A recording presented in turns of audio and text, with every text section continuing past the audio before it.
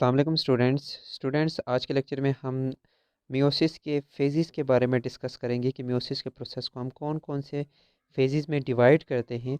इसके बाद अगली वीडियोस में हम उन फेजेस को डिटेल से डिस्कस करेंगे। तो इससे पहले हम मियोसिस का इंट्रोडक्शन देख चुके हैं कि मियोसिस एक ऐसी डिवीजन होती है जिसमें एक सेल डिवाइड करके चार डॉटर सेल बनाता है, या जिसमें डिप्लॉइड सेल्स यानी टू एंड सेल्स डिवाइड करते हैं और हैप्लॉइड डॉटर सेल्स बनते हैं। यह बात हम डिस्कस कर चुके हैं पिछली वीडियो में। तो अभी हम देखते हैं कि मियोसिस के प्रोसेस को हम कौन से फेजेस में डिवाइड करते हैं। तो जिस तरह से आपने देखा था कि माइटोसिस का जो प्रोसेस होता है उससे पहले एक प्रिपरेटरी फेज चलता है, जिस फेज़ को हम कहते हैं इंटर फेज़। ठीक है, उस इंटरफेज़ में सेल अपने आप को प्रिपेयर करता है फॉर एम फेज़ और फॉर माइटोसिस। उसी तरह से मियोसिस से पहले भी एक प्रिपरेटरी फेज़ चलता है, उस प्रिपरेटरी फेज़ को हम इंटरफेज़ कहते हैं। उसकी फर्दर वही स्टेजेस होती हैं, G1 फेज़, एस फेज़ और G2 फेज़। ठीक है, और इसके बाद नेक्स्ट इन तीनों फेजेस के गुजरने के बाद आता है मियोसिस का प्रोसेस। और ये जो मियोसिस का प्रोसेस होता है इसको फर्दर हम दो मेन फेजेस में डिवाइड करते हैं। एक होता है मियोसिस वन और दूसरा होता है meiosis two. Process of meiosis is divided in two main phases, one is meiosis one and other is meiosis two. ठीक है, अब यहाँ पे जो जहन में रखने वाली बात यह है कि मियोसिस वन और मियोसिस टू दोनों बहुत तरीक़ों से एक दूसरे से डिफरेंट होती हैं। जो मियोसिस टू होती है ये बिल्कुल हूबहू माइटोसिस की तरह की होती है। जिस तरह के इवेंट्स आपने माइटोसिस में देखे हैं उसी तरह के इवेंट्स मियोसिस टू के अंदर होते हैं, लेकिन जो मियोसिस वन होती है उसके अंदर कुछ बहुत सारे नई चीज़ें आपको देखने को मिलेंगी। पहले हम मियोसिस वन और मियोसिस टू को डिफ़ाइन करते हैं, उसके बाद हम मियोसिस वन के फर्दर सब फेजेस को डिस्कस करेंगे और मियोसिस टू के फर्दर सब फेजेस को डिस्कस करेंगे। तो सबसे पहले मैं आपको बताता चलूँ कि जो मियोसिस वन होती है it is a reductional division. Meiosis one is a reductional division in which one diploid cell divide and two haploid daughter cells are produced।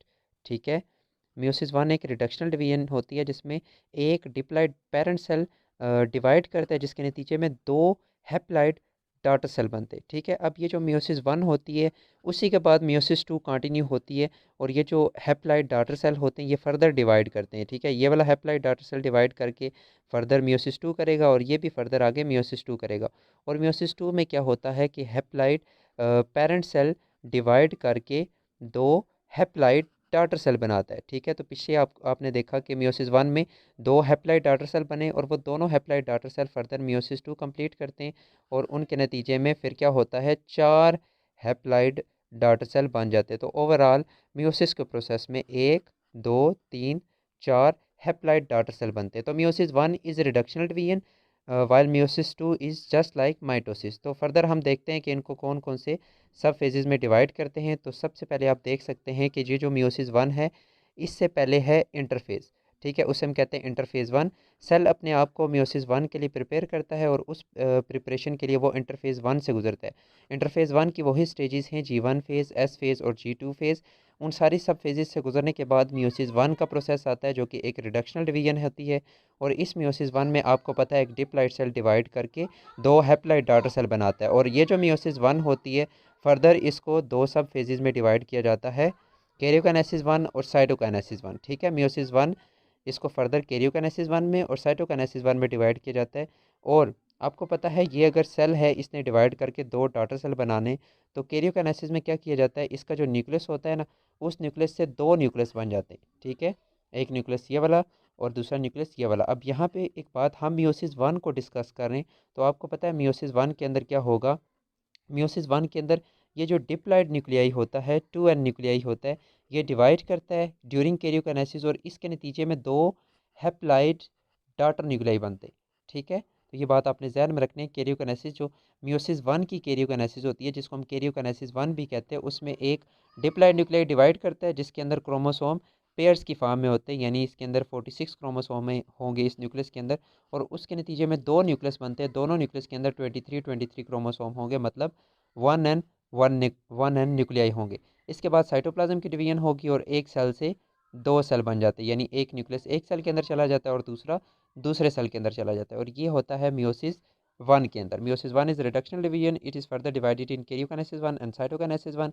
In karyokinesis one diploid nuclei divide into two haploid daughter nuclei.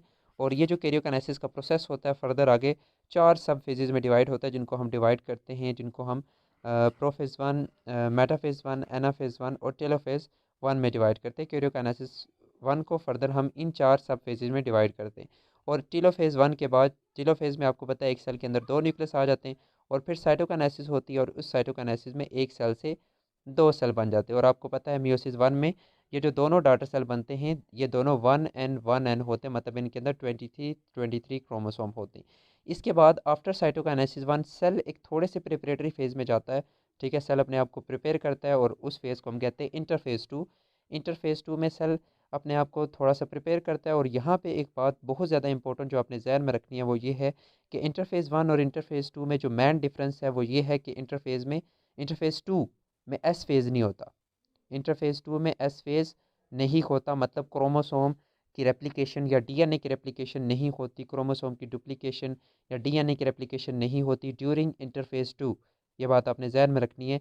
Interphase 1 की उसी तरह से वही stages होती हैं, G1 phase, S phase और G2 phase, जबकि interphase 2 जो होता है उसमें एस फेज़ नहीं होता। ठीक है, तो further interface 2 is divided in, further जो इंटरफेस 2 होता है उसके बाद चलती है मियोसिस 2। और meiosis 2 is just like mitosis. Mitosis में आपने देखा था एक डिप्लॉइड सेल डिवाइड करके 2 डिप्लॉइड डॉटर सेल बनाता है। ठीक है, उसी तरह से मियोसिस 2 के अंदर क्या होता है कि एक हैप्लॉइड सेल डिवाइड करता है, और इसके नतीजे में हैप्लॉइड डॉटर सेल बनते हैं, यानी जिस तरह का पेरेंट होता है उसी तरह के डॉटर सेल बनते हैं। ठीक है, और इसको फर्दर हम डिवाइड करते हैं कैरियोकाइनेसिस 2 में और साइटोकाइनेसिस 2 में। देन कैरियोकाइनेसिस 2 के फर्दर सब फेजेज हैं प्रोफेज 2, मेटाफेज 2, एनाफेज 2 और टीलोफेज 2। और ये जो सारी स्टेजेस हैं, ये सारी की सारी स्टेजेस मिलती जुलती हैं माइटोसिस से। ठीक है, प्रोफेज 2 में वही सारे इवेंट्स होंगे जो आपने माइटोसिस में डिस्कस किए थे। इसके बाद मेटाफेज में भी वही, एनाफेज में भी वही, टेलोफेज में भी वही। और इसके बाद हम नेक्स्ट वीडियोस में इस इन सब फेजेस को इन सब फेजेस के साथ कंपेयर भी करेंगे, और इन सब फेजेस को माइटोसिस के फेजेस के साथ भी कंपेयर करेंगे। जब हम प्रोफेज 1 को पढ़ेंगे तब मैं आपको साथ में बताता चलूँगा कि माइटोसिस का प्रोफेज मियोसिस के प्रोफेज 1 से किस तरह से मुख्तलिफ है। ठीक है, तो ये सब फेजेस हैं मियोसिस के। होपफुली इन सब फेजेस के बारे में जो इंट्रोडक्शन है वो क्लियर हुआ होगा। बाकी कोई क्वेश्चन है तो नीचे आप कमेंट सेक्शन में पूछ सकते हैं। शुक्रिया, अल्लाह हाफिज़।